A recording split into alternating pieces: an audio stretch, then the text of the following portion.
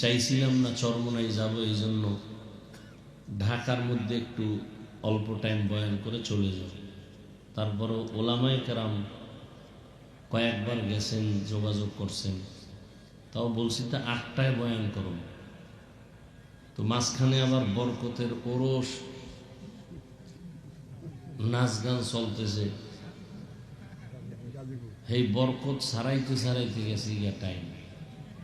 ভারতের জমিনে মদিনাতুল মুনাওয়ারা থেকে একজন আল্লাহর ওলি আসছেন, আপনারা তার নাম সবাই জানেন, খাজা মঈনুদ্দিন চিশতি আজমিরি রহমাতুল্লাহ আলাইহি। ঘুরিয়া ঘুরিয়া ভারতে দাওয়াত দিয়া লক্ষ লক্ষ লক্ষ বিধর্মী তার হাতে মুসলমান হয়ে গেল।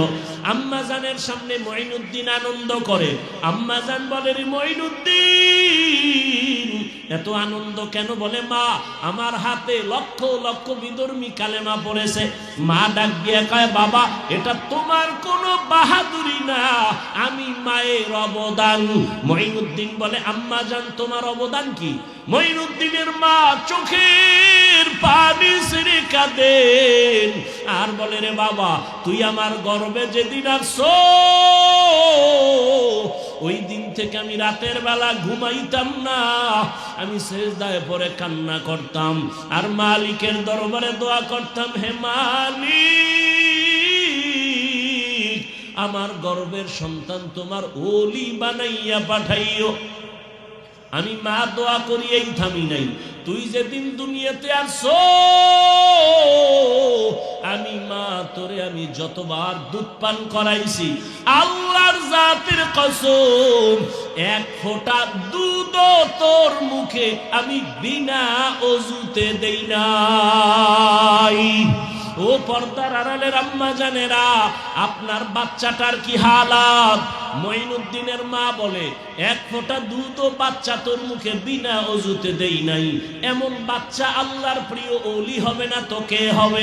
এরে আম্মা জান, আপনার দোয়া, চোখের পানি আর মেহনতেই তো সন্তান ভালো হবে। এখনো সময় আছে, তওবা করেন, আর বেপরদায় চলবেন না, স্বামীর মাল নষ্ট করবেন না। আরে আসলে মাল তো স্বামীর না, একটা মাও বুঝে না যে এই সম্পদ স্বামীর না। প্রত্যেকটা স্বামী টাকা পয়সা কামায় নিজের জন্য না, সব তার পরিবারের জন্য, ছেলে মেয়ের জন্য, স্ত্রীর জন্য। কোন স্বামী নিজের জন্য কিছু করে না। ঈদের বাজারে সন্তানের যদি জামা না দিতে পারে, বাবার চোখে পানি, নিজের জামা কেনার কোনো চিন্তা নাই। সন্তানের যদি একবেলা খানা দিতে না পারে, বাবার মনে কষ্ট, নিজে না খায়া থাকলে কষ্ট লাগে না? যত কামাই রুজি রাত নাই দিন নাই মেহনত করিয়া করিয়া সব সন্তানের দেয়, স্ত্রীকে দেয়। ও আমার যুবক, তুমি বাবার টাকা বাতাসে উড়াইও না, এটা তোমার বাবার না। বাবায় মরিয়া গেলি তো সব তোমার হয়ে যাবে, স্বামী মরে গেলে সব স্ত্রীর হয়ে যাবে। অতএব স্ত্রী স্বামী মনে কইরা টাকা নষ্ট করিও না, তোমার বাবার টাকা মনে করে নষ্ট করিও না, বরং বাবার সম্মানের টাকা তোমার, স্বামীর সব অর্থ সম্পদ স্ত্রী তোমার। অতএব হালাল ভাবে ব্যয় করো, হারাম ভাবে নষ্ট করিও না। এখনো সময় আছে, তওবা করো রে যুবক। আল্লাহ তাআলা মর্যাদা বাড়াবেন কেমনে? এক মর্যাদা মানুষের পরস্পরে একে অন্যের তুলনায় দামি। এবার কয় তাকওয়াওয়ালারা সবার থেকে দামি, বলে হ্যাঁ, ইন্না আকরামাকুম ইনদাল্লাহি আতকাকুম। সবাই তো তাকওয়াওয়ালা, এদের মধ্যে কি আবার কোনো 1, 2, 3 ক্লাস আসেনি? কয় হ্যাঁ, সমস্ত তাকওয়াওয়ালাদের মধ্যে সর্বশ্রেষ্ঠ নবীদেরা, আম্বিয়ায়ে কেরাম, রাসূলেরা, এরপরে সাহাবায়ে কেরাম, এবার আসেন উম্মতের মাঝে। এদের মধ্যে কারা এক? কয় না, এদের মধ্যে কম বেশি আছে। কেন? কয় যে বেশি বিনয়ী হবে আল্লাহ তার মর্যাদা বাড়াবেন। মর্যাদা বাড়ানোর মানে কি? তাকে সবাই সম্মান করবে। সম্মান তো মহব্বতে করবে, সম্মান আসি বিদায় করবে। এখন আপনাকে মহব্বত করে 100 মানুষ, আরো আল্লাহর মহব্বত নিয়ে চলবেন, এক সময় 5 লাখ মানুষ মহব্বত করবে, এক সময় দেশের সব মুমিনেরা আপনাকে ভালোবাসবে। আরো যদি বিনয়ী হইয়া চলেন, আল্লাহ আরো মর্যাদা বাড়াবে। এখন আপনাকে শুধু মুমিন ভালোবাসে, এরপরে বেঈমানেরাও আপনাকে ভালোবাসবে। এক পর্যায়ে যদি আরো বিনয়ী হয়ে চলেন, আল্লাহ আরো মর্যাদা বাড়াবেন। বলে কেমন? এখন শুধু আপনাকে মানুষ ভালোবাসে, এক পর্যায়ে দেখবেন আপনাকে জঙ্গলের প্রাণীরাও ভালোবাসবে। জঙ্গলের প্রাণী আপনার কথা শুনবে। উজানির জমিনে ঘুমন্ত ওলিয়ে কামেল কারি ইব্রাহিম রাহমাতুল্লাহ আলাইহি, নোয়াখালীর জমিনে তার বাড়ি ঘর, বাবার কোটি টাকার সব ফালাইয়া দেওবন্দে চলে গেলেন। ওখানে আলেম হইয়া বিশাল ইতিহাস জানেন, দেশে আসছেন। ওই কারি ইব্রাহিম আল্লাহর প্রিয় আর একজন গোলাম রশিদ আহমদ গঙ্গুহির হাতে গড়া ছাত্র। ওই চাঁদপুর জেলার কচুয়া থানার উজানি এলাকায় জঙ্গলে ঢুকলেন পরিষ্কার করার জন্য, কিনে নিলেন থাকার জন্য, খানে খা বানাবেন। গিয়া দেখে ভেতর একটা গম্বুজ দেখা যায়, একটা বাঘ তার বাচ্চারে দুধ পান করায়। কারি ইব্রাহিম বলে, এই বাঘ, এখানে বনিয়াদম আসছে, তুমি তোমার গন্তব্যে চলে যাও। বলতে দেরি, বাঘ তার বাচ্চা কাঁধে নিয়ে রওনা হতে দেরি করে নাই। এখন আপনি বয়া বয়া প্রশ্ন করবেন, এটা কি গাঞ্জাখুরি কথা যে বাঘে দৌড় দিছে? এবার তোমার মেধাকে আমি প্রশ্ন করি, তুমি কত মহাপণ্ডিত, আমাকে জবাব দাও। এলাকার মধ্যে গরু দিয়া চাষাবাদ করেনি মানুষ, যারা গরুর হাল চাষ করে এরা কি বড় শিক্ষিত বুজুর্গ। থার্ড ক্লাসের মানুষগুলো চাষি যাদের বলে, এই যে চাষিরা গরু দিয়া হাল চাষ করায়, বলেন জানা থাকলে জবাব দেন, সত্য কথা বলেন। একটা সাধারণ মানুষ, নামাজ নাই, তেলাওয়াত নাই, এমন একটা চাষি যদি গরুর সাথে কথা বলে, গরু শুনেনি? শুনে? যদি চাষি গায়ে গরু দাঁড়া, দাঁড়ায়নি, গরু ডানে যা যায়নি, গরু বামে যা যায়নি। একটা বেনামাজি চাষির কথা যদি গরু শুনে, একজন আল্লাহওয়ালা, তাহাজ্জুদওয়ালা, তাকওয়াওয়ালার কথা কেন বাঘ শুনবে না? খাকো বাদ আবো আতিশ বান্দা বামানো তু জিন্দাবাহ মুরদা। মান কানা লিল্লাহ কানাল্লাহু লাহ।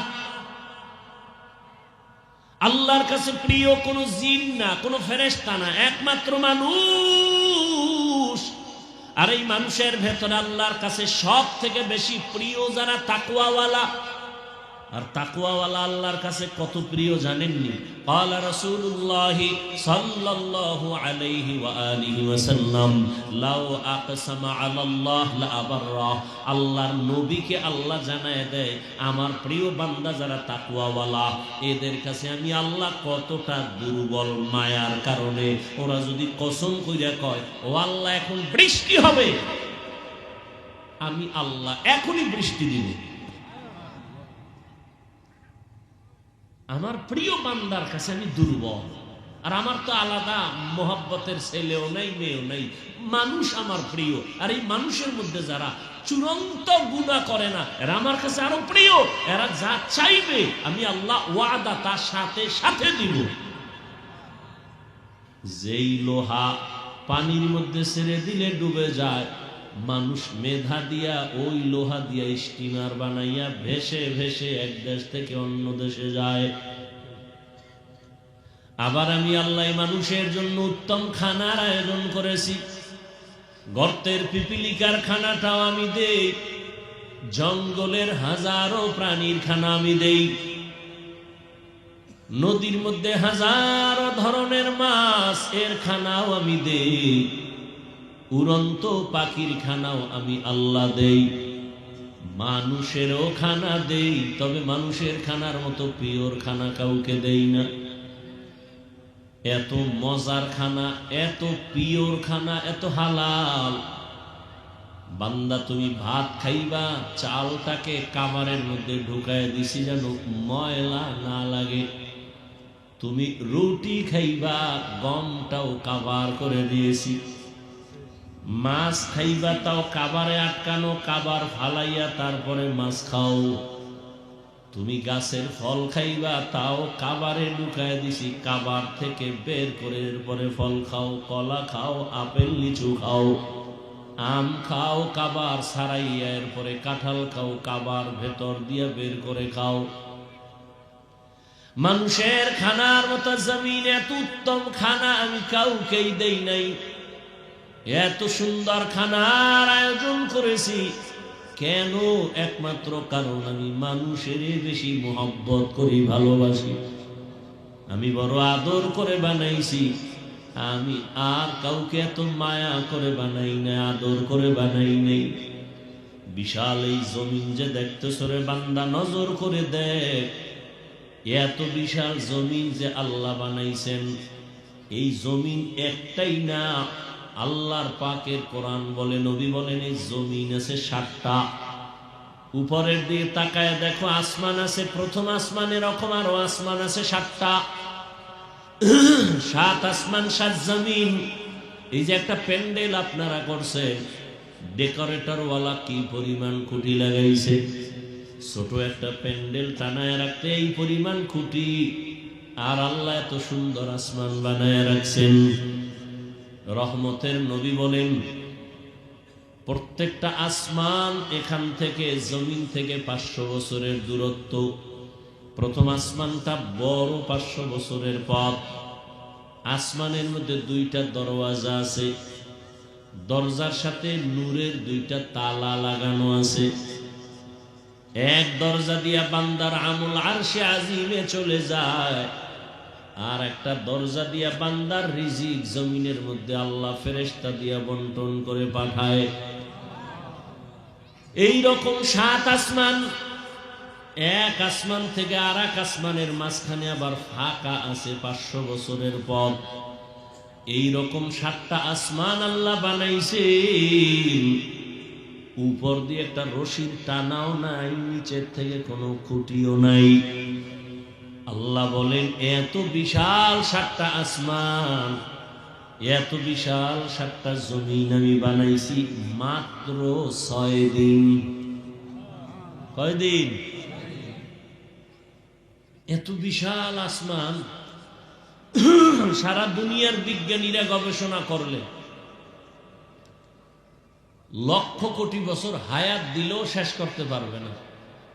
কি আল্লাহ রাখছেন আসমানের মধ্যে। বিজ্ঞানীরা বলে, জমিনটা যত বড়, এর থেকে 13 লক্ষ গুণ বড় হলো সূর্য। জমিনটা যেখানে আছে এখান থেকে 9 কোটি 30 লক্ষ মাইল উপরে সূর্য। এই সূর্যটা আল্লাহ এমন ভাবে বানাইছেন, সূর্যটার একটা মুখ আর বাকি মুখগুলো উপরের মধ্যে দেওয়া। 7 আসমানের 4র্থ নাম্বার আসমানে আছে সূর্যটা লাগানো। উপরে 3টা আসমান আছে, নিচে 3টা আসমান, মাঝখানের আসমানে সূর্য। ওখান থেকে আলো জমিনে দেয়। 3 আসমান ভেদ করে আলো কেমনে দেয় বুঝেননি? 3টা আসমান ভেদ করে কেমনে আলো দেয়? আবার শুধু 3 আসমান না, 3টা আসমানের মাঝখানের ফাঁকা 500 বছর করে দূরত্ব। রহমতের নবী বয়ান করেছেন, প্রত্যেকটা আসমান আল্লাহ বানাইছেন স্বচ্ছ গ্লাস দ্বারা। কি দ্বারা? তাহলে আপনি 1000 কোটি গ্লাস এখানে লাইনে দাঁড় করান, এবার লাইট মারেন, যাবে না আলো? কথা বলেন না কেন? আরে বুঝেন না, এখানে আপনি গ্লাস, সাদা গ্লাস 1 কোটি যদি এভাবে লাইনে দাঁড় করান আর এখান থেকে লাইট মারেন, গ্লাস ভেদ করে আলো যাবে না? যাবে না? তা আল্লাহর বানানো গ্লাস কি আপনার মতো নাকি?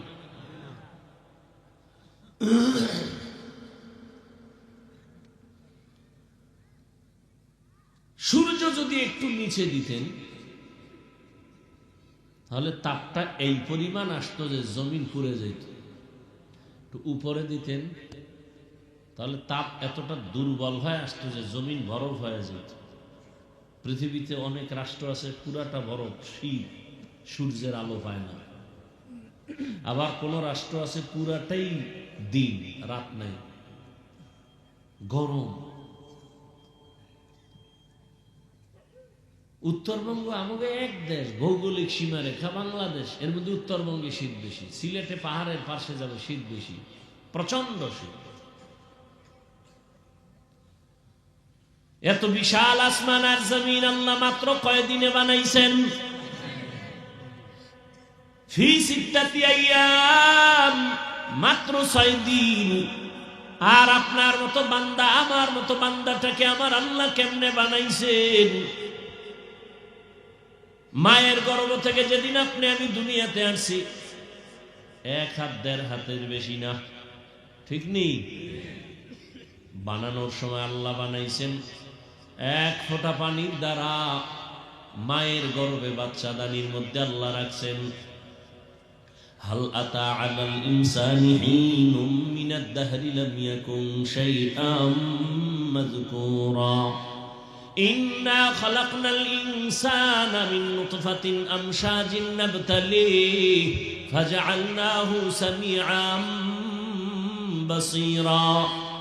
ওয়ালাকাদ খালাকনাল ইনসানা মিন সুলালাতিন মিন তিন ثم جعلناه نطفة في قرار مكين ثم خلقنا النطفة علقة فخلقنا العلاقة مضغة فخلقنا المضغة عظاما فكسونا العظام لحما ثم أنشأناه خلقا آخر فتبارك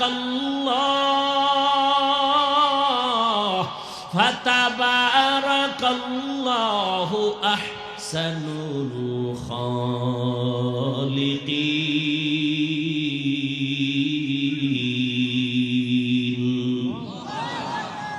আল্লাহ তাআলা বলেন, আমি জমাট রক্ত থেকে মানুষ বানাইলাম।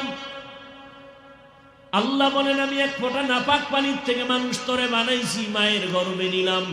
ওই পানিটাকে 40 দিন ফেরেশতারে কাজে লাগায়, পানিটারে রক্ত, আবার 40 দিনের মেহনতে আবার গোশতের টুকরা, এটার উপরে আবার মেহনত করো, মেহনতে 40 দিনে আবার হাড্ডি, এর উপরে আবার গোশত, এইভাবে 40 এর মেহনত করে কইরা সুম্মা আনশানাহু খালকান আখার, আমি আল্লাহ সুন্দর একটা মানুষ রূপে মায়ের গর্ভে বানাইছি।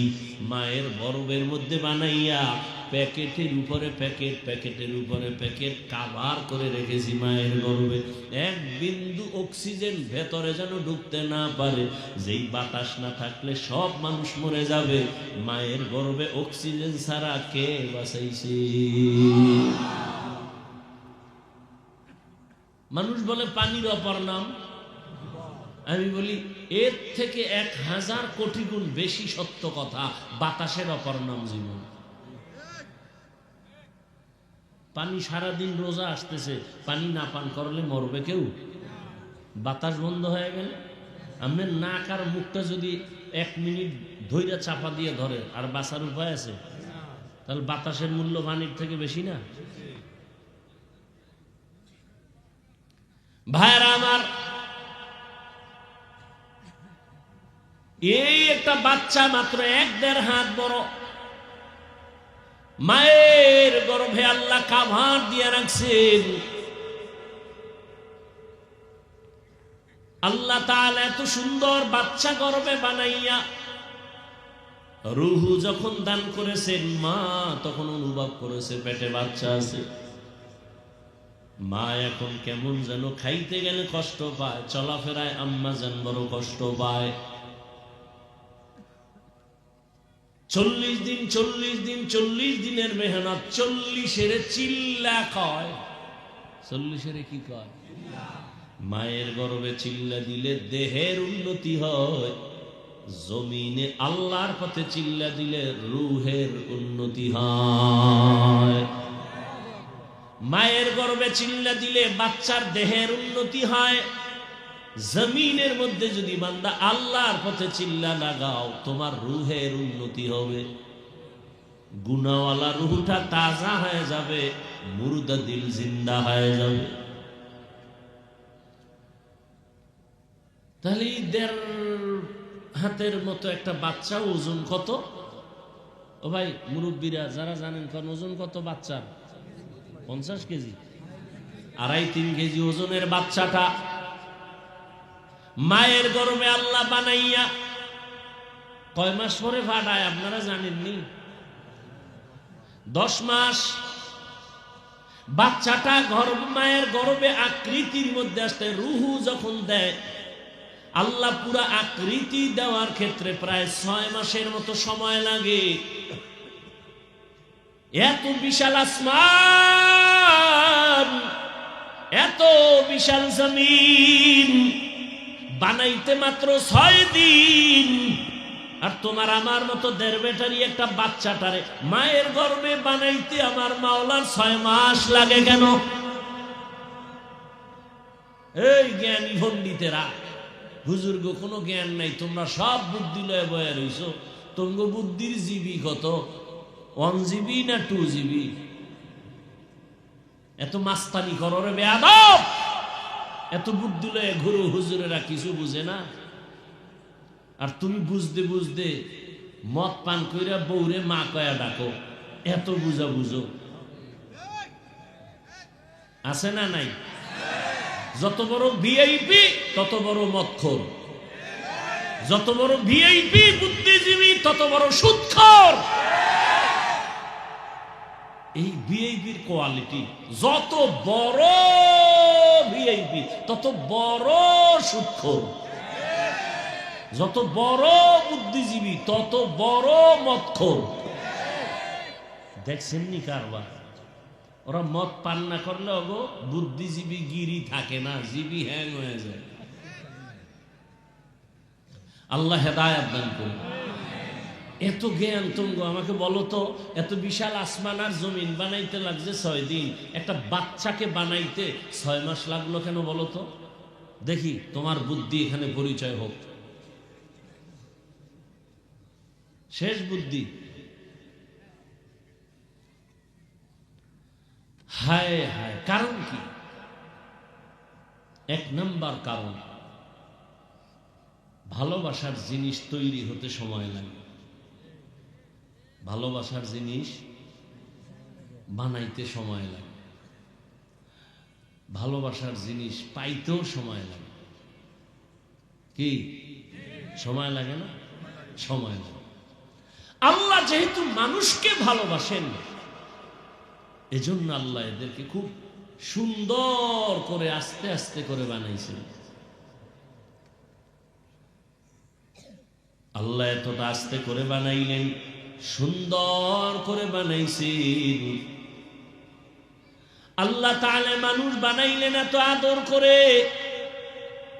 আল্লাহ বলেন ওয়া খুলিকাল ইনসানু যায়ীফা, আমি মানুষ বড় দুর্বল করে বানাইছি। কেন? আমি বড় আদর করি, মায়া করি। আমার ভালোবাসার মানুষ ছাড়া আর আমার কেউ নেই। ফেরেশতারা আমার কাছে আদরের না, জিনেরাও আমার কাছে প্রিয় না। আমার কাছে দুর্বল মানুষ সব থেকে বেশি প্রিয়।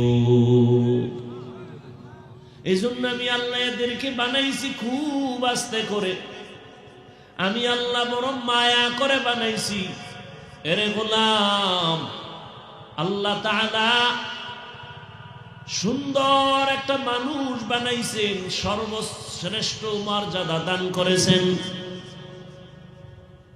তাহলে মানুষ তো সৃষ্টির আগেই মর্যাদাবান।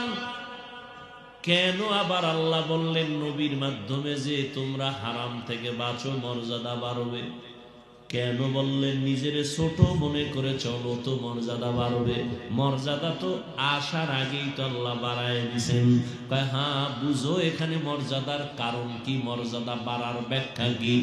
এক ব্যাখ্যা হলো আফাদদালনাহুম আলা কাসীরিম মিম্মান খালাকনা তাফদীলা। মানুষ সব মাখলুকের মধ্যে শ্রেষ্ঠ, আবার এই মানুষের মধ্যে পরস্পরে একে অন্যের তুলনায় শ্রেষ্ঠ। যেমন এই সব মানুষ আমরা আল্লাহর গোলাম, আবার এই মানুষের মধ্যে যারা ঈমানওয়ালা তারা অন্যদের থেকে বড় দামি। আবার ঈমানওয়ালাদের ভেতরে যারা আমলওয়ালা তারা আরো দামি। আবার আমলওয়ালাদের মধ্যে যারা তাকওয়াওয়ালা তারা আরো বড় দামি। জমিন সব আমার আল্লাহর, সবই আমার আল্লাহর বানানো জমিন। তবে মসজিদের জমিনটা বড় দামি। সবই আল্লাহর বানানো জমিন। বাইতুল্লাহর পার্শ্বের জমিন বড় দামি। হোমনা এলাকার সব জমিন তো আমার আল্লাহর জমিন।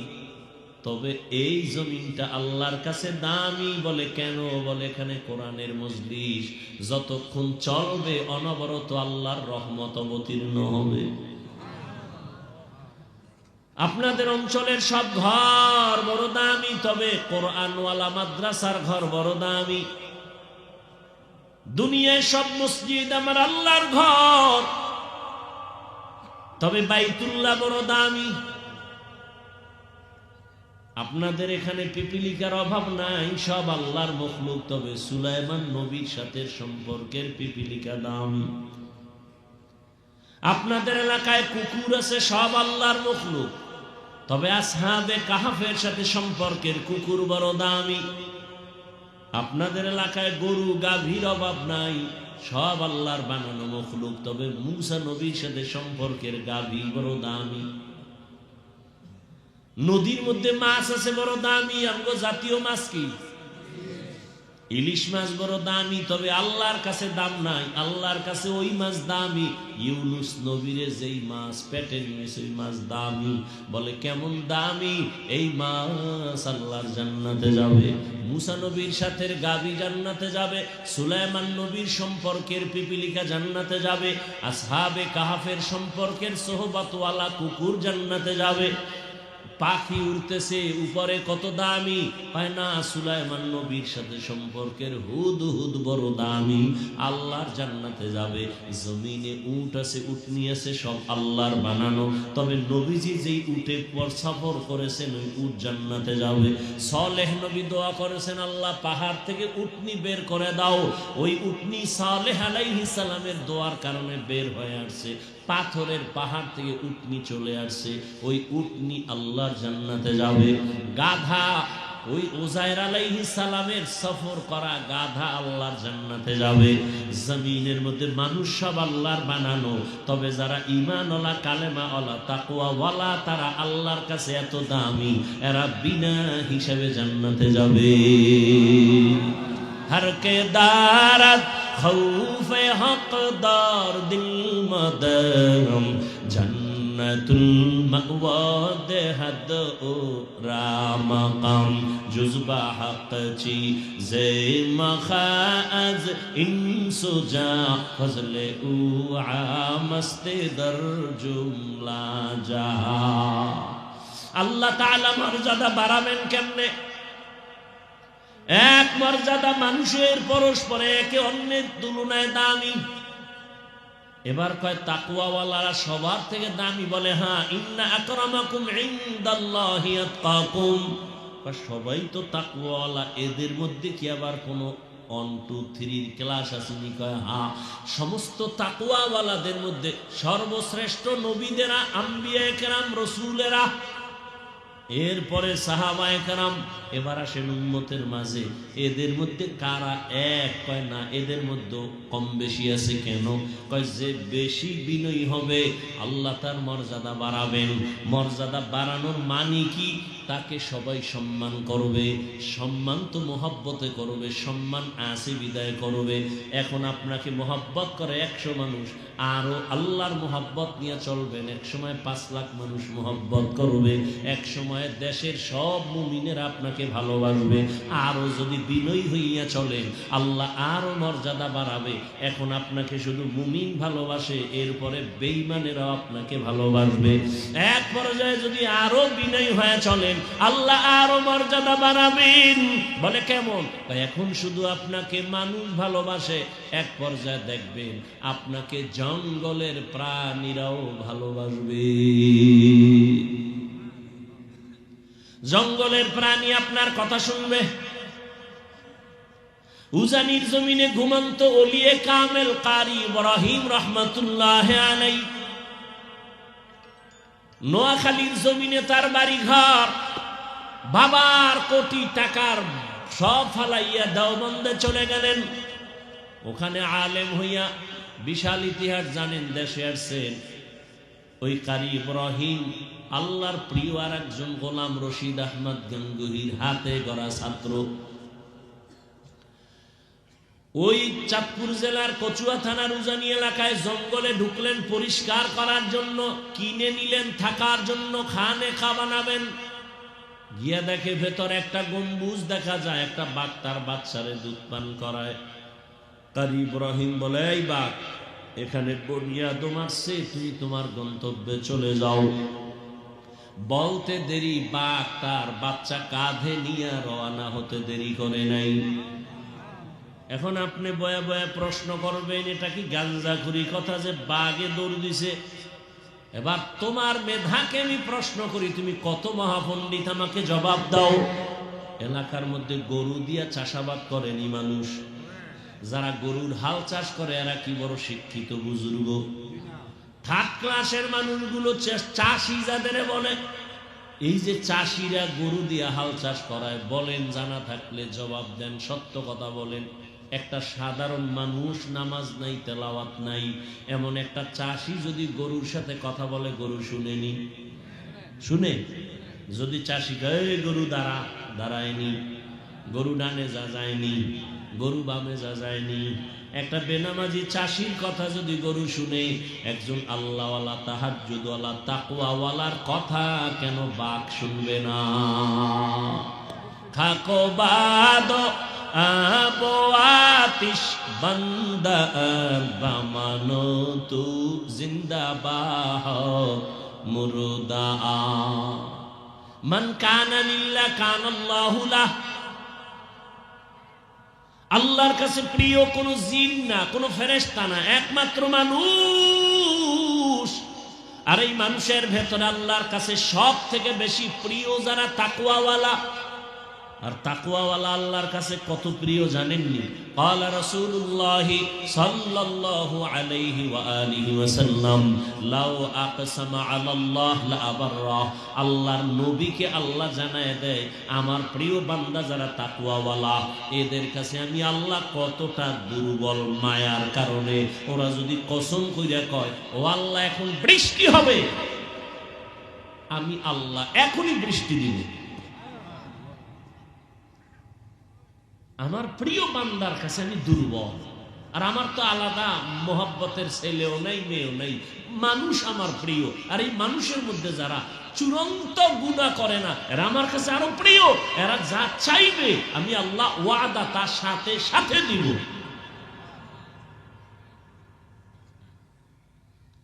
আমার এই বান্দাদেরকে আমি আল্লাহ স্পেশাল পাওয়ার দেই। এই পাওয়ার আর কাউকে দেই না। এই পাওয়ার ফুরকান, হাদিসের ভাষায় পাওয়ারের নাম ফেরাসাত। ইয়া আইয়ুহাল্লাযীনা আমানু ইন তাত্তাকুল্লাহ ইয়াজআল লাকুম ফুরকানা। আমি আল্লাহ তাকওয়ার উপরে যারা মুজাহাদা করে, আমি আল্লাহ তাদের পাওয়ার দান করি। পাওয়ারের নাম ফুরকান। মা মা'নাল ফুরকান হুয়া নূরুম মিন ইলাহি। আল্লাহর দেওয়া একটা নূরের আলো। এই পাওয়ারকে হাদিসের ভাষায় বলে ফেরাসাত। قال رسول الله صلى الله عليه وآله وسلم اتقوا فراسة المؤمن فإنه ينظر بنور الله ফেরাসাতের পাওয়ার বড় দামি। কেমন পাওয়ার? কয়, ও বান্দা তুই যা দেখো না, আল্লাহর প্রিয় বান্দা ফেরাসাতের পাওয়ার দিয়ে অনেক কিছু দেখেন। ফেরাসাতের পাওয়ার নিয়ে খুতবা পড়তেছেন ওমরে ফারুক। খুতবার মাঝখানে হঠাৎ করে একটা অপ্রাসঙ্গিক আওয়াজ দিলেন, ইয়া সারিয়াতাল জাবাল, ইয়া সারিয়াতাল জাবাল, ইয়া সারিয়াতাল জাবাল। এই সারিয়া, পাহাড় পাহাড় পাহাড়। একজনের নাম কি? ঘুমায় ঘুমায়, সারিয়া সারিয়া। ওমর ডাক দিছে, ওই সারিয়া, পাহাড়। সারিয়া কই? ওমর যেখানে বসে আওয়াজ দিছেন এখান থেকে 2000 কিলোমিটার দূরে সারিয়া ইরানে যুদ্ধ করে। কত দূর? সারিয়াকে বলা হলো, ওমর যে চিল্লানি দিছিল শুনছো? কাছে বসে যেমন শুনে এমনই শুনছি। এর নাম ফেরাসাত। উসমান রাদিয়াল্লাহু তাআলা আনহু বয়ান করতেছেন মসজিদে নববীতে। গালেমান আব্দুল্লাহ ইবনে মাসউদ রাদিয়াল্লাহু তাআলা আনহু কিছুক্ষণ পর ভেতরে এসে ঢুকলেন। বাজারে গেছিলেন। উসমান বয়ান করতে করতে হঠাৎ করে বললেন, মজলিসের একটা মানুষ আছে যার চোখের মধ্যে জেনার আসর লাগানো। চোখের মধ্যে জেনার আসর মানে বেগানার সাথে বাজারে গেছে তো দেখছে। ইবনে মাসউদ চিন্তা করে,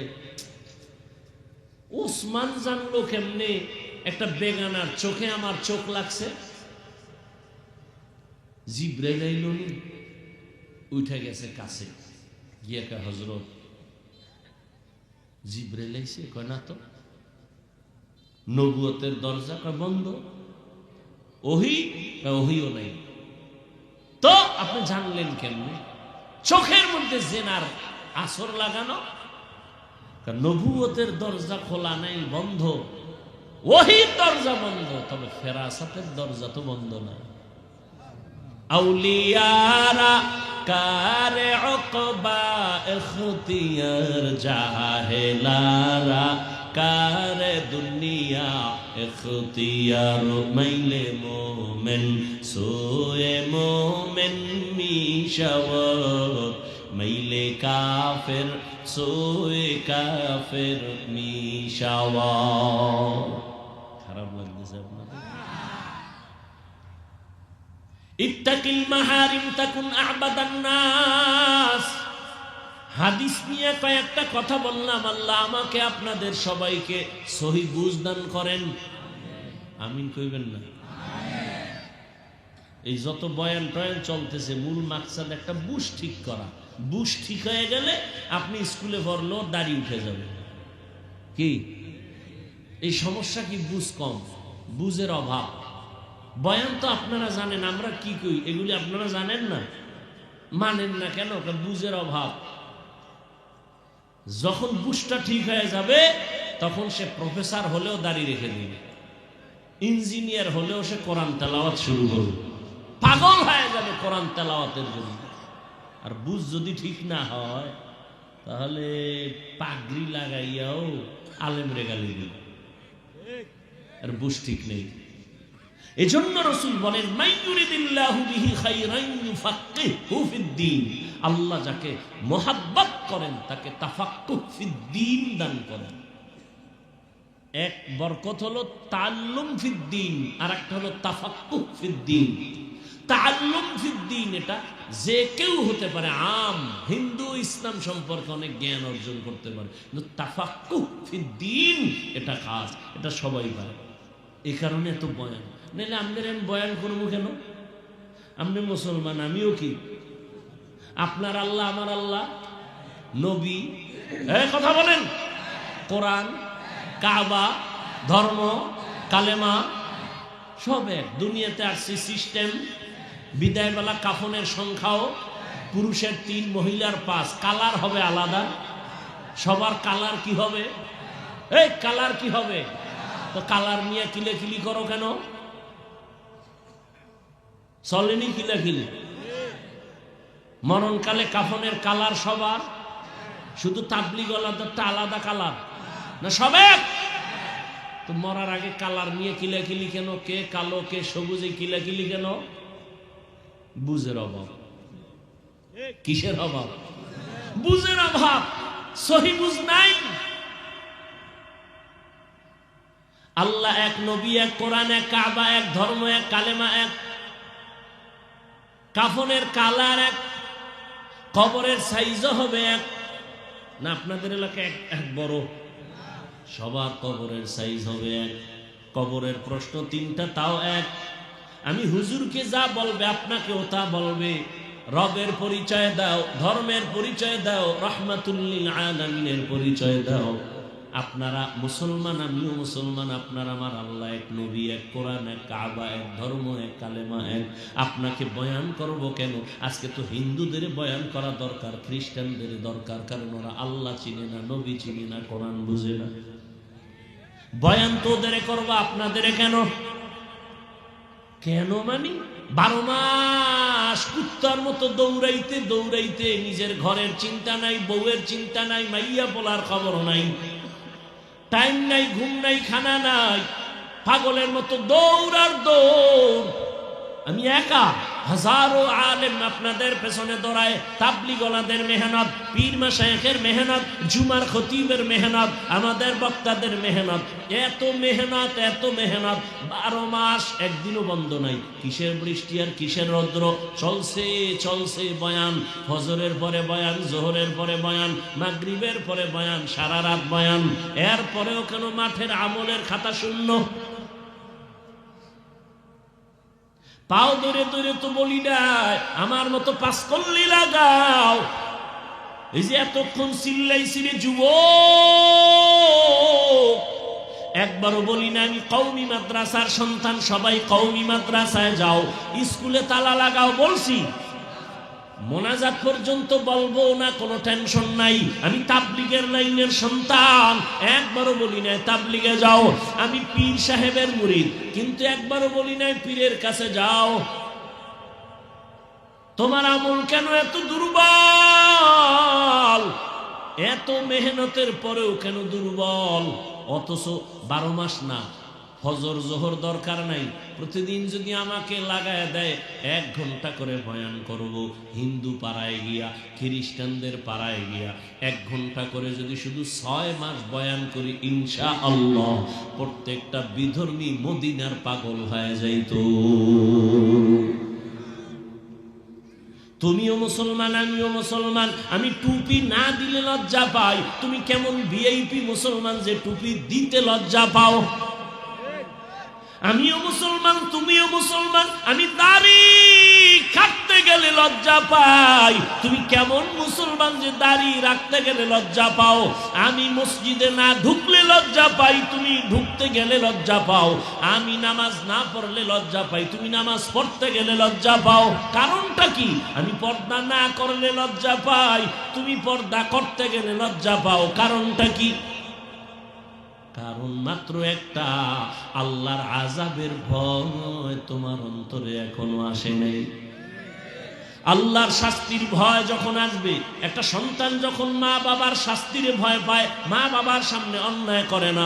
একটা ছাত্র যখন বুঝে আমি অন্যায় করলে আমারে শিক্ষক মারবে, তখন আর অন্যায় করে না। একটা আসামি যখন ভাবে পুলিশ আমারে গ্রেফতার করতে বাড়ি আসতেছে, ওর খানা দানা সব বন্ধ, অন্যায় করবে না। ঠিক মানুষ যখন অন্তরে ঢুকাইবে আমার আল্লাহর আদালতে যাইতে হবে, জবাব দিতে হবে, এই ভয়টা যখন ঢুকবে, তখন বান্দা গলায় ছুরি লাগাবে, দাড়ির মধ্যে ছুরি লাগাবে না। हर के दारद खौफे हकदार दिल मदर जन्नतुल मअवाद हद ও রামাকাম। এই যে এতক্ষণ বয়ান করলাম, বলো আমি কোনো আমার কোনো দলের পক্ষে ডাকছি? আসো, ডাকছি? আমি কোনো দলের পক্ষেই তো ডাকি নাই রে বাবা। আমি তো যাই বলতেছি মদিনার রঙে রঙিন হও রে মুমিন। কয়দিন কয়দিন আর বাহাদুরি করবা? মহামারী করোনায় যুবকের লাশ, ছাত্র জনতার আন্দোলনে যুবকের লাশ, বিছানায় যুবকের লাশ, পানির নিচে গাড়ির নিচে যুবকের লাশ। কয়দিন আর যৌবনের বাহাদুরি করবা? তুমি স্কুলে পড়ো, ধন্যবাদ। তুমি কলেজে পড়ো, আলহামদুলিল্লাহ। চাকরি করো, আলহামদুলিল্লাহ। ব্যবসা করো, আলহামদুলিল্লাহ। তোমাকে আমি বলবো যুবক, স্কুলে পড়ো, স্কুল ছাড়িও না, কলেজ ছাড়িও না। আমি দোয়া করে গেলাম, এখানে কত মানুষের আমিন কবুল হয়ে যাবে। আমি কলিজা দিয়ে দোয়া করি, ডাক্তার হও, ইঞ্জিনিয়ার হও, প্রফেসর হও, সাংবাদিক হও, ব্যবসায়ী হও, চাকরিজীবী হও, তবে একটা দাবি, বেয়াদব হইও না। তোমার ব্যবহারে কোনোদিন যেন মা বাবা কষ্ট না পায়, তোমার আচরণে কখনো যেন আলেম কষ্ট না পায়, তোমার আচরণে কখনো যেন তোমার শিক্ষকেরা কষ্ট না পায়। কারণ এই তিন জায়গার থেকে যদি বরদোয়া চলে আসে, আল্লাহর জাতের কসম, মরার আগে পঙ্গু হয়ে যাবি। মা বাবার বরদোয়া যদি লেগে যায়, তুই মরার আগে শেষ। মরবি না, কিন্তু জীবন ধ্বংস হয়ে যাবে। ধুকে ধুকে বিছানায় কাঁদবি। শিক্ষকের বরদোয়া যদি লাগে, লেখাপড়ার জগৎ থেকে হারিয়ে যাবি। আলেমদের কষ্ট দিয়ে যদি বরদোয়া নেও, মরার আগেই তোর জিন্দেগি পতন শুরু হয়ে যাবে। ডাক্তার হও, বেয়াদব হইস না। ইঞ্জিনিয়ার হও, বেয়াদব হইও না। প্রফেসর হও, বেয়াদব হইও না। ব্যবসায়ী হও, বেয়াদব হইও না। চাকরিজীবী হও, বেয়াদব হইও না। বিশেষ করে তিন জায়গায় বেয়াদবি করবাই না, তাহলে গজব শুরু হয়ে যাবে। মা বাবা, শিক্ষক, ওলামায়ে কেরাম। কারণ এই তিনজন তোমাকে মানুষ বানাবার পেছনে এই তিনজনের অবদান। মা বাবার চোখের পানি তোমাকে মানুষ বানিয়েছে, শিক্ষকের অক্লান্ত মেহনত। আমি হাফিজুর রহমানকে আমার মা বাবা বসায় বয়ান শিখায় নাই, চোখের পানি ছেড়ে দোয়া করেছেন, কিন্তু আমাকে বয়ান শিখাইছেন। আমার ওস্তাদরা ধরে ধরে বয়ান শিখাইছেন, কিতাব শিখাইছেন, হাদিস শিখাইছেন, কোরআন শিখাইছেন। আর উলামায়ে কেরাম, আমার মুরব্বী, হাতে হাত ধইরা চোখের পানি ছেড়ে দোয়া করেছেন। উজানির কারি ইব্রাহিম রহমতুল্লাহ আলাইহির 11তম সন্তান, 11টা ছেলের মধ্যে শেষ কারি মনজুর আহমদ রহমতুল্লাহ আলাইহি হাত ধইরা ধইরা কানছেন আর দোয়া করেছেন, ও আল্লাহ, আমার হাফিজ রে কবুল করে নেন, আমি যেন একটা বড় মাদ্রাসা ওর হাতে দেখে যাইতে পারি। আজকে ঢাকার শহরে আলহামদুলিল্লাহ অনেক বড় মাদ্রাসা করেছে, কিন্তু মনজুর সাহেবের চোখের সামনে দেখাইতে পারিনি। এরে আল্লাহর বান্দারা, এজন্য উলামায়ে কেরামের দোয়া ছাড়া চরিত্র সংশোধন হবে না। মা বাবার দোয়া ছাড়া জীবনের সফলতা আসবে না।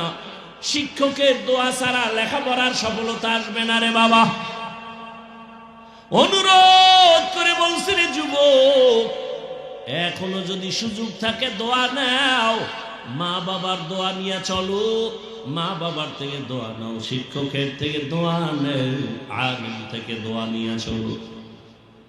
তোমার মতো যুবক সত্য কথাটা স্বীকার করিও, তাকায় দেখো,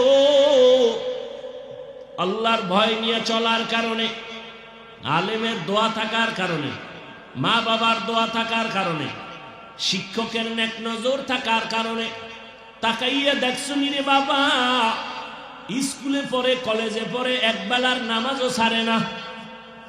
নাই? তোরে কি কইলে তোর লাজ হইব বল? দরজা বন্ধ কইরা বাসায় গিয়া নিজের পায়ের জুতা খুইলা কপালে বাড়ি দিবি আর বলবি তোর কপালে তো খারাপ কেন? তোর মতো যুবকটা স্কুলে পড়ে, নামাজ পড়ে, তুই পারো না কেন? নিজের কপালের নিজের জুতা দিয়ে বাইরে তো যদি একটু লজ্জা হয়। তোমার মতোই যুবক ছেলে স্কুলে পড়ে, নামাজ পড়ে, তুমি কেন পারো না বলো বাবা? তোমার মতো যুবক রাস্তায় গাড়ি চালায় নামাজ ছাড়ে না, বলো তুমি কেন পারো না? তোমার মতো যুবক সন্তান জেনারেল লাইনে পড়েছে, জীবনে মাদ্রাসায় যায় নাই, র্যাব আর্মি পুলিশ বিডিআরে চাকরি করে, ডাক্তার প্রফেসর ইঞ্জিনিয়ার, 5 ওয়াক্ত নামাজি নাই। বলো বাবা তুমি কেন পারো না? তোমার মতো বান্দা ব্যবসা করে নামাজ ছাড়ে না, চাকরি করে নামাজ বাদ দেয় না, বলো তুমি কেন পারো না? নদীর মধ্যে মাছ ধরে নামাজ ছাড়ে না, তোমার মতো বান্দা জমিনে কৃষিকাজ করে নামাজ ছাড়ে না, বলো তুমি কেন পারো না? অবশ্যই তোমার কপালে কার যেন অভিশাপ লাগছে, কার যেন বরদোয়া লাগছে, না হয় তোমার চোখে কেন পানি নাই, কেন জানি তোমার উপরে আমার আল্লাহ বেজার। আমি হুজুর হইতে বলছি, হুজুর হইতে বলছি, এর থেকে আর সহজ ভাষায় কেমনে বুঝাবো? তোর মতো যুবকটা স্কুলে পড়ে নামাজ পড়ে, তুই পারো না কেন? এমন অভিশপ্ত কপাল নিয়ে জন্ম নিছো কেন? কার অভিশাপ লাগাইছো কপালে বলো? মানুষ অন্যায় করে শখে শখে, আরে পার্কে গেলে কি জানি মজা, গেছো না কয়েকবার, এবার ফের তওবা কর। মনে শখ লাগছে, নাচ গান দেখবি, দেখছো না জীবনে বহুবার, আর কত? সারা রাত দরজা জানালা বন্ধ করে মোবাইলে সারা রাত জেনা করছো না? চোখের জেনা, কানের জেনা, জবানের জেনা, আর কত? এখনো ফিরবি না? করছো তো, মনে চাইছে নামাজ পড়বি না, পড়ো নাই, আর কত? জাল মেটে নাই, মনে বলছে দাড়ি কাটবি, কেটেই ফেলেছো, জাল মেটে নাই, এখনো তওবা করবা না? কি ভাবছো আল্লাহর কোরআন মিথ্যা? একটা প্রমাণ দে, আমি এখন দাড়ি কেটে ফেলবো, কোরআন সব আগুন দিয়ে জ্বালায় দিব, যদি প্রমাণ দিতে পারো কোরআন ভুল। আর যদি বলো না হাফিজ ভাই কোরআন ঠিক, সব ঠিক, আপনারাও ঠিক, আমরা ভুল, তো বলবো পা দুটো আগায় দে, আমি নিচে নেমে এসে পায়ে ধরি, আর দাড়ি কেটে রসুলকে কষ্ট দিস না। লাভ কি বল? দাড়ি কাটলে লাভ কি বল? একজনে দাঁড়ায় বলো যে লাভ আছে, কেউ না কাটলে আমি কাটবো না, সবাই সাক্ষী, কি লাভ? আচ্ছা কার পিছনে পইরা নামাজ ছাড়ছো, কি পাওয়ার আশায়? তবে লিখে রাখ, বলতে তো পারবি না, সেই শক্তি অন্তরে নেই। যাদের পিছনে ঘুরে ঘুরে নামাজ ছাড়ছো, ওরা কারা জানো? ওরা তোর জীবনের দুশ্মন, তোরে আলাদা মারার জন্য কোনো দুশ্মন লাগবে না, তুই যার পিছে ঘুরো সেই তোরে ছুরি ধারাচ্ছে তোরে জবাই করার জন্য, রেডি থাক। স্বার্থে আঘাত লাগলে দল থেকে নাম কাটবে না, ওই চান্দাবাজার ধান্দাবাজের বাচ্চারা তোর কল্লা কেটে ফেলবে, রেডি থাক। ওরা চান্দাবাজার ধান্দাবাজ, ওর পিছে ঘুরে নামাজ ছাড়ছো, স্বার্থে আঘাত লাগলে দল থেকে নাম কাটবে না, সোনার বাংলার রাজনীতি কল্লা কেটে দেয়, আলাদা কোনো দুশ্মন লাগবে না। তোর নিজের আপন মানুষ যারা লই এক প্লেটে খাও না, একদিন ভাগে কম পারলি গোপন মিটিং করবে যে ওরে মাইনাস কর, বানায় বলতেছি, গোপন মিটিং চলবে, তোর নিজের দলের লোকেরা মিটিং করবে, ওরে মাইনাস কর। কেন বস? আমার ভাগে কম পড়ছে ওর কারণে, ওরে মাইনাস কর। কেমনে? বলে নদীর ভিতরে নিয়ে যা। এ হয় নাই? যেই পরিমাণ রাগ আসতেছে এই কথার উপরে তোদের জন্য, খালি হুজুর হইয়া বললাম না, এত রাগ আসে যে কোন লজ্জায়, কোন হারাম পায়খানা খাওয়ার লোভে ওই চান্দাবাজের পেছনে ঘুরো, ধান্দাবাজের পেছনে ঘুরো। দেশটাকে ধ্বংস করে ফেলেছে এই চান্দাবাজার ধান্দাবাজেরা।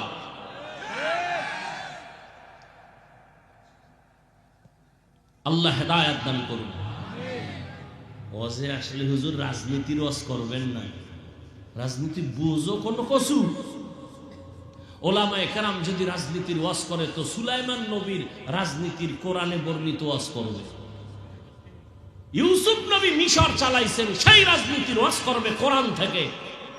রহমতের নবী মদিনা শাসন করেছেন, আবু বকর ওমরের রাজনীতির বয়ান করবে। চান্দাবাজি আর ধান্দাবাজি বেঈমানি রাজনীতি আলেমরা করে না, বয়ানও করে না। আর যদি কও না, কোনোটাই চলবে না। তো রাজনীতির নেতাগোর নাম কেন পোস্টারে আসে আর বক্তব্য কেন ওয়াজের প্যান্ডেলে হয়? তোমার বেলায় কুরু কুরু, হুজুর করলে মাকরু।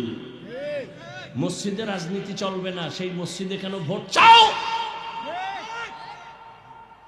আর কবে সোজা হবা? এই চান্দাবাজি ধান্দাবাজির থেকে কবে পরিত্রাণ পাবা?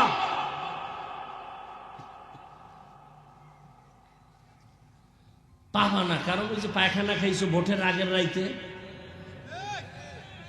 ওখানে তো ধরা। কিছু মগা আছে বউয়ের কাছে ধরা, ওই যে যৌতুক নামের পায়খানা খাইছে, ওইয়া না খাইয়া বাথরুমে গিয়ে 10 গ্রাম পায়খানা যদি খাইতি আর হোমনা বাজারে গিয়ে হালাল সাবান দিয়ে কুলি করতি, গন্ধ শেষ। আর এই যৌতুকের নামে যারা পায়খানা খাইছো আর ভোটের আগের রাত্রের যারা টাকা খাইছো, জাহান নামের জুতার বাড়ি ছাড়া তোর গন্ধ যাবে না। এই যারা যৌতুক খায়, যারা যৌতুক দেয়, যারা সহযোগিতা করে, পৃথিবীর নিকৃষ্ট তারা জালেম। ওদের মতো ডাকাত কেউ নেই। ওরা চোর, ওরা ফকিন্নির বাচ্চা, ওরা ছোট লোকের বাচ্চা, ওরা মুসলমানের দুশ্মন, ওরা নারীর দুশ্মন, ওরা দেশের দুশ্মন, ওরা মানবতার দুশ্মন, ওরা রসুলের দুশ্মন। আর কি কইলে লাজ হবে? দুই একটা শিখা।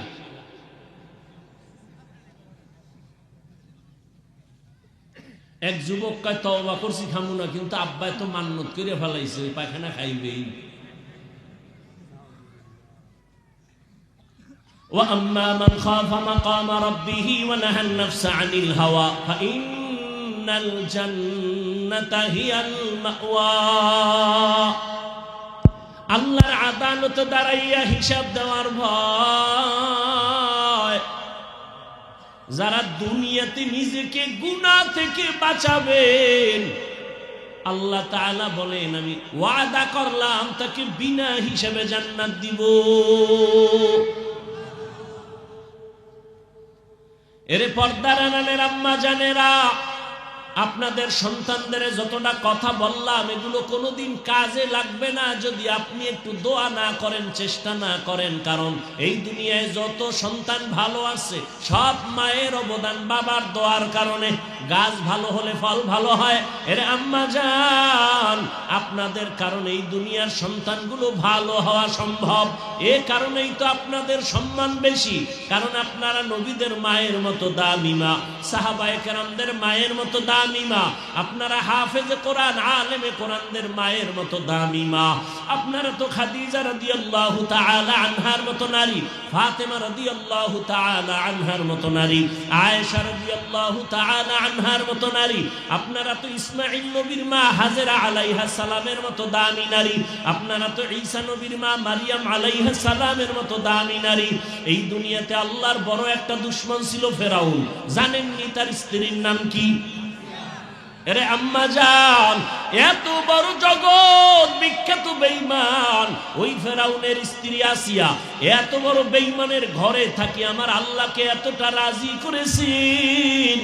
রহমতের নবী বলেন কিয়ামতের দিন আমি মুহাম্মদের সাথে আসিয়ার সাথে বিয়া হয়ে যাবে। এরে আম্মা জানেরা, এত বড় বেঈমানের ঘরে থাইকে যদি আসিয়া আমার আল্লাহকে আপন বানাইয়া যাইতে পারেন, আপনার স্বামী তো ফেরাউনের মতো খারাপ না।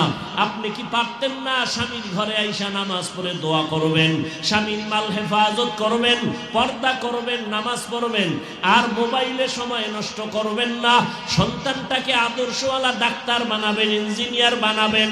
চাইলেই তো পারতেন রে আম্মা জান। এখনো কি পারেন না? এই এলাকায় আপনার মতো কত মা এখনো আছে বেপর্দায় চলে না, নামাজ ছাড়ে না, স্বামীর মাল নষ্ট করে না, মোবাইলে সময় নষ্ট করে না। এরে আম্মা জানেরা, কয়দিন আর বাহাদুরি করবেন? এখনো সময় আছে, তওবা করেন। আপনাদের কারণেই তো এই জমিনে ভালো ভালো সন্তান আর সিনেমা। একজনের একটা ঘটনা আমি 1 মিনিটে বলি। ভারতের জমিনে মদিনাতুল মুনাওয়ারা থেকে একজন আল্লাহর ওলি আসছেন। আপনারা তার নাম সবাই জানেন, খাজা মুঈনুদ্দিন চিশতি আজমিরি রহমাতুল্লাহি আলাইহি। ঘুরিয়া ঘুরিয়া ভারতে দাওয়াত দিয়া লক্ষ লক্ষ লক্ষ বিধর্মী তার হাতে মুসলমান হয়ে গেল। আম্মাজানের সামনে মঈনুদ্দিন আনন্দ করে। আম্মাজান বলে, রে মঈনুদ্দিন এত আনন্দ কেন? বলে, মা আমার হাতে লক্ষ লক্ষ বিধর্মী কালেমা পড়েছে। মা ডাক দিয়ে কয়, বাবা এটা তোমার কোনো বাহাদুরি না, আমি মায়ের অবদান। মঈনুদ্দিন বলে, আম্মাজান তোমার অবদান কি? মঈনুদ্দিনের মা চোখের পানি ছেড়ে কাঁদেন আর বলে, রে বাবা তুই আমার গর্বে যেদিন আসছো ওই দিন থেকে আমি রাতের বেলা ঘুমাইতাম না, আমি সেজদায় পড়ে কান্না করতাম আর মালিকের দরবারে দোয়া করতাম, হে মালিক আমার গর্বের সন্তান তোমার ওলি বানাইয়া পাঠাইও। আমি মা দোয়া করি এই থামি নাই, তুই যেদিন দুনিয়াতে আসছো আমি মা তোরে আমি যতবার দুধ পান করাইছি আল্লাহর জাতের কসম এক ফোঁটা দুধও তোর মুখে আমি বিনা ওযুতে দেই নাই। ও পর্দার আড়ালের আম্মা জানেরা, আপনার বাচ্চাটার কি হালাত? মঈনুদ্দিনের মা বলে, এক ফোঁটা দুধও বাচ্চা তোর মুখে বিনা ওযুতে দেই নাই। এমন বাচ্চা আল্লাহর প্রিয় ওলি হবে না তো কে হবে? এরে আম্মা জান, আপনার দোয়া চোখের পানি আর মেহনতেই তো সন্তান ভালো হবে। এখনো সময় আছে, তওবা করেন আর বেপরদায় চলবেন না, স্বামীর মাল নষ্ট করবেন না। আরে আসলে মাল তো স্বামীর না, একটা মাও বুঝে না যে এই সম্পদ স্বামীর না। প্রত্যেকটা স্বামী টাকা পয়সা কামায় নিজের জন্য না, সব তার পরিবারের জন্য, ছেলে মেয়ের জন্য, স্ত্রীর জন্য। কোন স্বামী নিজের জন্য কিছু করে না। ঈদের বাজারে সন্তানের যদি জামা না দিতে পারে, বাবার চোখে পানি, নিজের জামা কেনার কোনো চিন্তা নাই। সন্তানের যদি একবেলা খানা দিতে না পারে, বাবার মনে কষ্ট, নিজে না খায়া থাকলে কষ্ট লাগে না? যত কামাই রুজি রাত নাই দিন নাই মেহনত করিয়া করিয়া সব সন্তানের দেয়, স্ত্রীকে দেয়। ও আমার যুবক, তুমি বাবার টাকা বাতাসে উড়াইও না, এটা তোমার বাবার না। বাবায় মরিয়া গেলি তো সব তোমার হয়ে যাবে, স্বামী মরে গেলে সব স্ত্রীর হয়ে যাবে। অতএব স্ত্রী স্বামী মনে কইরা টাকা নষ্ট করিও না, তোমার বাবার টাকা মনে করে নষ্ট করিও না, বরং বাবার সম্মানের টাকা তোমার, স্বামীর সব অর্থ সম্পদ স্ত্রী তোমার। অতএব হালাল ভাবে ব্যয় করো, হারাম ভাবে নষ্ট করিও না। এখনো সময় আছে, তওবা করো রে যুবক। আর দাড়ি কাটবা না, বেপরদায় চলবা না, নামাজ ছাড়বা না, মা বাবার দোয়া নিয়ে নবীর তরিকা মেনে চলবা, আর উলামায়ে কেরামের দোয়া নিয়ে, শিক্ষকের দোয়া নিয়ে চলবা। মা বোনেরাও তওবা করেন আর বেপরদায় চলবেন না, নামাজ ছাড়বেন না, স্বামীর মাল হেফাজত করবেন আর খেয়ানত করবেন না, মোবাইলে সময় নষ্ট করবেন না। তওবা করার মতো যদি অন্তর তৈরি হয়, মুনাফিকি যদি না থাকে, খাঁটি তওবার নিয়ত যাদের আছে, দুটো হাত আল্লাহকে দেখাইয়া দেই, আয় আল্লাহ হাতগুলো কবুল করে নেন, তওবা কবুল করে নেন, তওবার উপরে মজবুত হইয়া চলা তৌফিক দান করেন, আমিন।